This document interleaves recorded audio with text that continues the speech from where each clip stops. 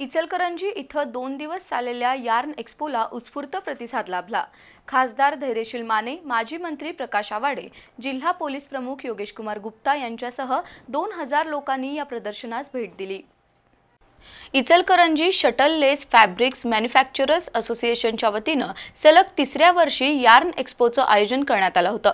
या प्रदर्शनात राष्ट्रीय आणि आंतरराष्ट्रीय स्तरावरील 50 फायबर आणि यार्न उत्पादक कंपन्या सहभागी झाल्या होत्या। 2 दिवस चाललेल्या या प्रदर्शनात कापड उद्योजकांच्या हिताच्या विविध विषयांवर चर्चासत्र झाली। त्यामध्ये अरुण जालान यांनी सौर ऊर्जा उभारणी आणि शासकीय अनुदान याबद्दल माहिती दिली। स्ट्रेच ओव्हन फॅब्रिक्स विविंग बद्दल दिनेश केसवानी यांनी मार्गदर्शन केलं। यावेळी धवल देसाई, गोरखनाथ सावंत, रवी पंचलोरिया, प्रमोद सोमाणी, महावीर जैन, सुनील बांगड, मुकेश तोतला, सर्वेश बांगड, ब्रिजेश मंत्री, अतुल बावणे उपस्थित होते।